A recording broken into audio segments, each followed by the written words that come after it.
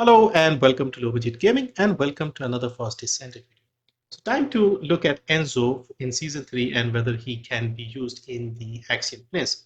Now Enzo is a support Descendant, he's a gun-based Descendant, and at this point the skill-based Descendants are significantly better and faster at clearing out lots of enemies.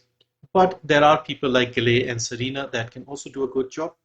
Enzo, I think, would be third best behind those two in terms of the gun-based Descendants because Enzo can offer a lot of useful things for the teammates. He can give them ammo, he can increase the firearm attack and the crit rate of the gun, and you can also increase the reload time of your weapons for yourself and for your teammates with his different abilities. So he can generate the ammo to keep firing with launchers like the Relic, for example.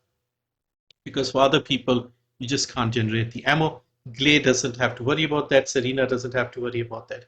Enzo can manage, but to a lesser extent compared to the other two.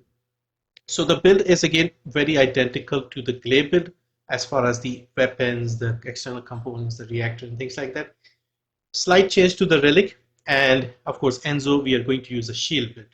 So first, let's have a look at Enzo. So our target here is to increase the duration of our first and fourth ability and reduce the cooldown. I guess you could do the same for the third one as well. So cooldown duration, we are not building for skills. So we are adding as much cooldown and as much duration as we can. And then we are converting all the HP stuff into shields so that he can use his third ability, which gives him shields. So this one for the duration of the skill will generate his shield. So we don't have to worry about HP and stuff. We can put a lot of shield and he'll be surprisingly tanky, and you can also get your shield back with your third ability. So you don't have to go looking for stuff like the health orbs. Now what we are trying to do is make sure we don't run out of bullets, especially if you're using a gun like the Relic. So we want to keep activating our fourth ability. So this is called Perfect Support. It summons a small supply ship to himself and his teammates. And then this supply ship supplies bullets, and it also gives you something called Perfect Support. Perfect Support increases the firearm attack, the critical hit rate, the reload time by 10%, and you keep getting bullets. So we want the duration of this supply ship to be good so that we can keep getting the ammo. And of course, we have to reduce the cooldown as much as possible. So at this point, we have about a 7-second difference between the cooldown and the duration. And this works out when I'm using the restored Relic. We don't run out of bullets within the 7 seconds. Now, the other issue with something like the Relic would be the reload time.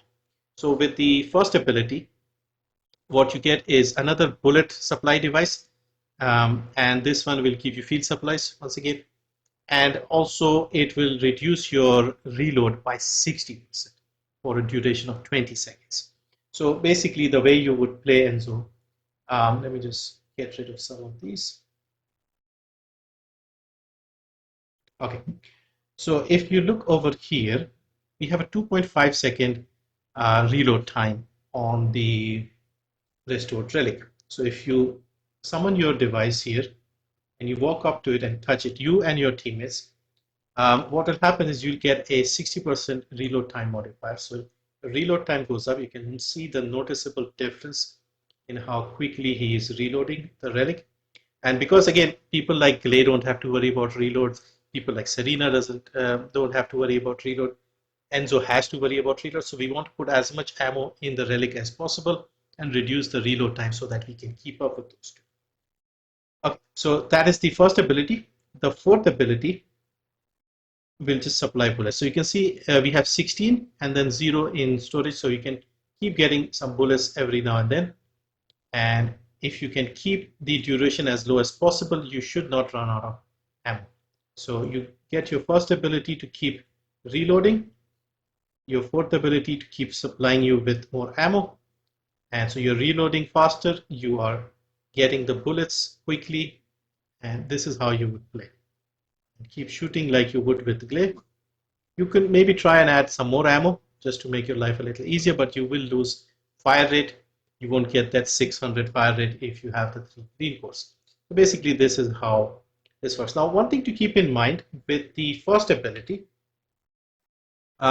if you have 65 bullets in your storage, if you see we have 59 right now, if I do this, we are at max bullets in terms of how many we can carry. 65 is the max at the moment with the setup I have.